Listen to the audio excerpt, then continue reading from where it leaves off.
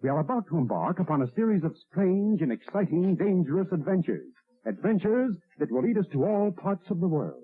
Hello and welcome to another Bad Comic Review. This time we are looking at The Rise of Ultraman, Issue 1. This is a miniseries from Marvel Comics in 2020. Main story written by Kyle Higgins and Matt Groom. Art by Francesco Mana. Color art by Espen Grudendegen. Things to Come artwork by Ed McGuinness and Espen Grudendegen. That was just a little two-page thing really quick. The backup story Ultra Q by Kyle Higgins and Matt Groom. Art by Michael Cho. Kaiju Steps, which is these stupid little one-page, supposedly funny cartoon things, written by Kyle Higgins and Matt Groom, art by Girahiro. Letters by VC's Ariana Maher. I have the photo cover. The regular cover's by Alex Ross. I like the photo cover better because it's got the original series image on it. So this is a sort of modern updating of Ultraman's origin, and we've got the United Science Patrol. They're going out. They did encounter something in 1966, and it's similar to the origin from the TV series, but it's not Hayata in that story. It's actually a guy named Moroboshi, and apparently he didn't make it. Well, we've got a young cadet named Fuji who is supposed to go and back up Captain Maramatsu, and that's where we first encounter Shin Hayata. Now, he's a young man who wanted to join the United Science Patrol, but didn't quite make it, and he's been kind of hanging around. And he built this thing to track down different kaijus and creatures that show up. So he's kind of a technical guy, but they get kind of frustrated with him lurking around, and new UFO sighting brings him back to another scene with Fuji, and that is when we see the red orb from our legendary hero from the M78 Nebula. Now, the Science Patrol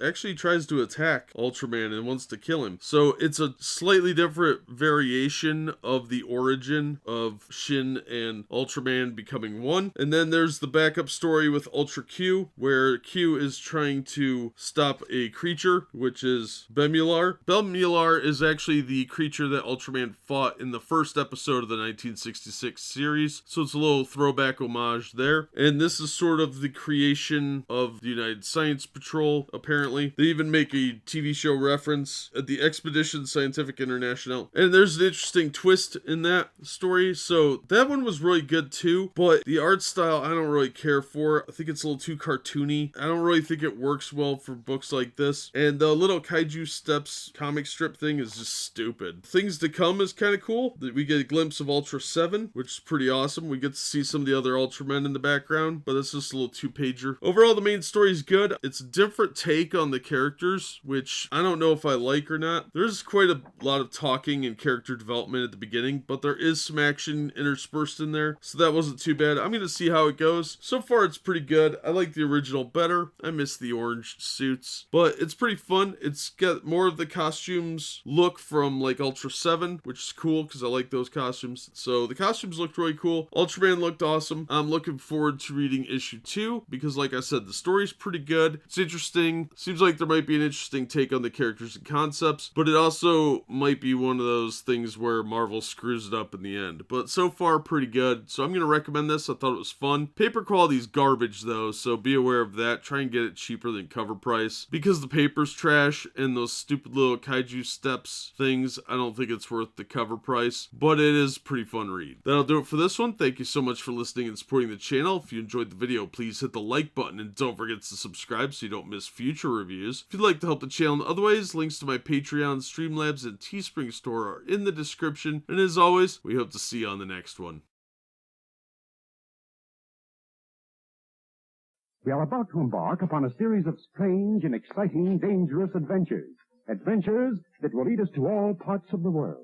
Hello and welcome to another Bad Comic Review. This time we're looking at issue 2 of Rise of Ultraman. This is a 2020 miniseries from Marvel Comics written by Kyle Higgins and Matt Groom. Art by Francesco Mana. Colored by Espen Grudendegen. Letters by VC's Ariana Maher. Cover by George Molina. Assistant editor Martin Biro. Associate editor Alana Smith. Editor Tom Brevoort. Cover's pretty good and it does kind of relate to what's going on. So we learn that Shin is talking to Ultra as he is suspended in this storm cloud, and he's been in there for about 19 hours, and he and Ultra are both dying, so they will be forced to merge if either of them are to survive. Now, Ultra doesn't have a whole lot of hope for humanity. He thinks it's a Cascade world where everything is doomed because of the kaiju, but Shin has other ideas, and he tries to explain this to Ultra. Meanwhile, Cadet Fuji and Captain Muramatsu are on the trail of finding out what's really going on. The captain feels like he was being manipulated because he's starting to figure out that what he did was wrong, and that there's something funny going on within the United Science Patrol. And unfortunately, that gets them some unwanted attention, but the cadet has another lead that might lead her to finding out what happened to Ultra's brother, who viewers of the program will know that this is 7, and that should prove very, very interesting. So I'm really excited to see where this goes. This issue was really, really good. It's very well written. It's a little dragged out, but that's to be expected with modern Marvel, where action is a forbidden word and we stand around talking all the time. But for a talky issue, it was pretty good. It did advance the plot. It did give a lot more character development to Shin and Ultra, as well as Cadet Fuji and the captain. So there's a lot more depth to the characters. I was actually really impressed with this issue. I thought it was really fun. So we got a lot of potential to go on here to do something, finally, action-oriented, and I'm excited to see where that goes. It's a little disappointing sometimes with issues like this because there's barely any action, but for what it is pretty solid. It's clearly written toward the trade paperback, and in that regard, I'm probably going to recommend picking it up in trade, but as a single issue, it does further the miniseries, but not a great standalone, because not a whole lot happens as far as action, just mostly character development and plot furtherance. But for that, like I said, it was good. I did enjoy it, and I'm looking forward to reading issue 3. That'll do it for this one. Thank you so much for listening and supporting the channel. If you enjoyed the video, please hit the like button, and don't forget to subscribe so you don't miss future reviews. If you'd like to help the channel in other ways, be sure and share it around on social media, and if you'd like to donate one-time donations to my Streamlabs, monthly to the Patreon, or buy yourself something nice from the Teespring store, all those links are in the description, and as always, we hope to see you on the next one.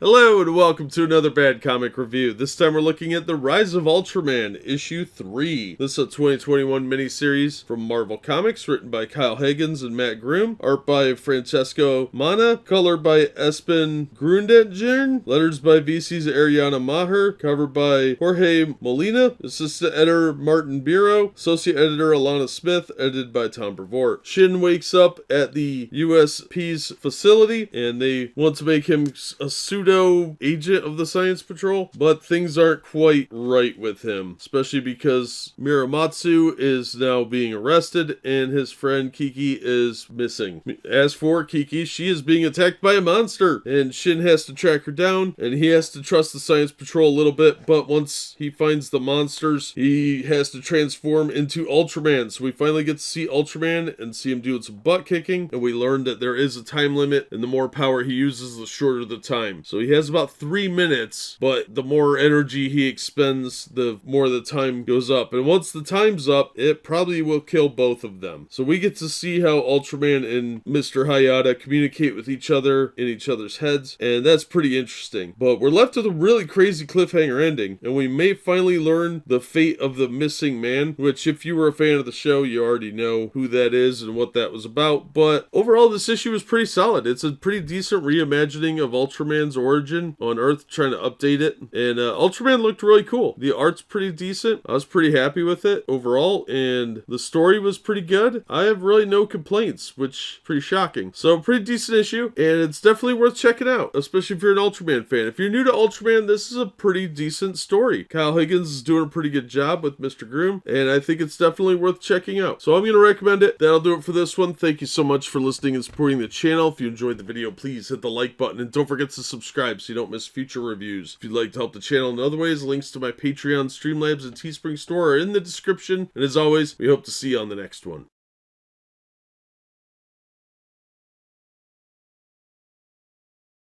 Hello and welcome to another Bad Comic Review. This time we're looking at the Rise of Ultraman issue 4. This is a miniseries from Marvel Comics, written by Kyle Higgins and Matt Groom, art by Francisco Mana, colors by Espen Grundetjern, letters by VC's Ariana Maher, covered by Jorge Molina, assistant editor Martin Biro, associate editor Alana Smith, edited by Tom Brevoort. Cover's okay, doesn't really tell you anything about what's going on though. So we find out what happened to Kiki, and she is in some kind of weird alternate place, and there's monsters all over the place. So there's tons of kaiju, and her K-ray doesn't seem to be very useful. Meanwhile, Shin is talking to this old bald guy that sent her there, and he's looking to get out of the situation because there's kaiju around. Well, Shin can't transform into Ultraman yet, so they have to get help from the director, and that is the last place this guy wants to go. So we learn a little bit about what's really going on and why this guy's been hiding from the Science Patrol. It turns out that whatever happened to Dan Moriboshi, the ship that was left behind had been destroyed, but there was salvageable stuff there, and that's how they developed the K-ray, as well as various other things. And it turns out the K-rays don't actually kill the kaiju. They send them to this alternate dimension that they refer to as a vault, and that's where Kiki is right now, along with various things like there's an old train in there, a motorcycle, some cars and houses. So various other things have ended up in there over the years, and they've been storing these things there for 40 years. Well, there's only one chance that she's getting out of there alive, and that's Shin Hayata and Ultraman. So thankfully, Ultraman goes in there to save her, but at the same time, they may not be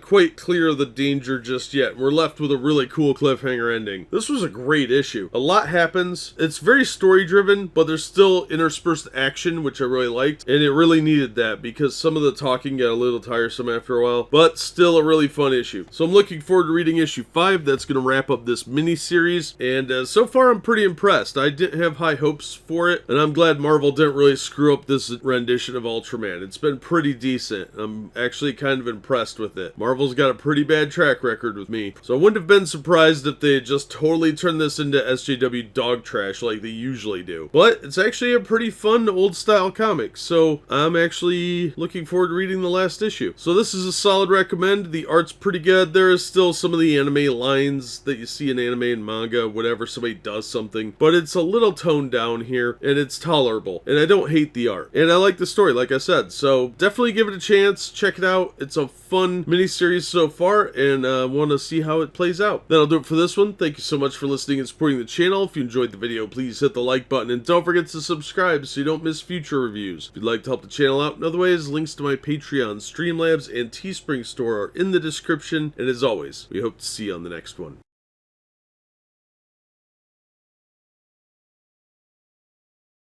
Hello and welcome to another Bad Comic Review. This time we are looking at the Rise of Ultraman issue 5. This is a miniseries from Marvel Comics written by Kyle Higgins and Matt Groom, art by Francisco Mana, colors by Espen Grundetjern, letters by VC's Ariana Maher, cover by Jorge Molina, assistant editor Martin Biro, associate editor Alana Smith, edited by Tom Brevoort. I like the cover, it's pretty awesome. Now Ultraman and Kiki are free from the vault, but they have to fight with one of the original monsters from the series.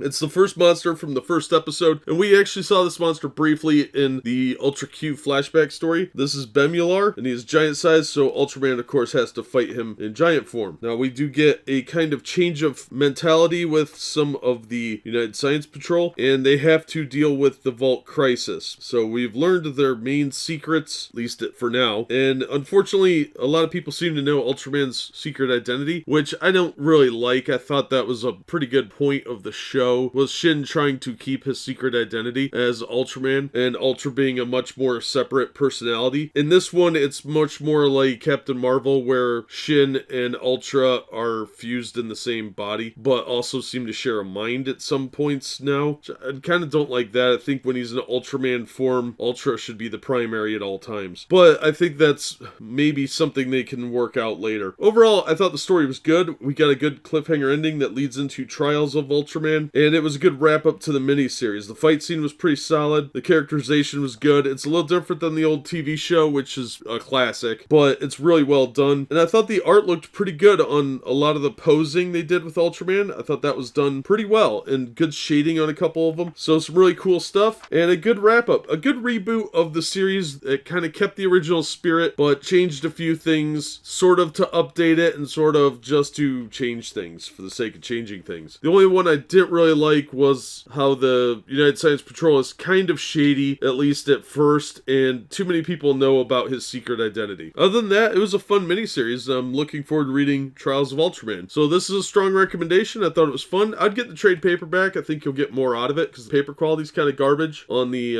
regular issues, and it'll be cheaper than buying the cover price on the issues because this is still a fairly new series, and the trade paperback's only about $18. You could get it cheaper other places too, but the regular cover price is about $18. So I would check out the trade. I think there's something here for everyone. It's a good superhero story, but if you're really into kaijus and Ultraman, you'll definitely get something out of this. Absolutely worth checking out. That'll do it for this one. Thank you so much for listening and supporting the channel. If you enjoyed the video, please hit the like button and don't forget to subscribe so you don't miss future reviews. If you'd like to help the channel out in other ways, links to my Teespring store, Patreon, and Streamlabs are in the description. And as always, we hope to see you on the next one.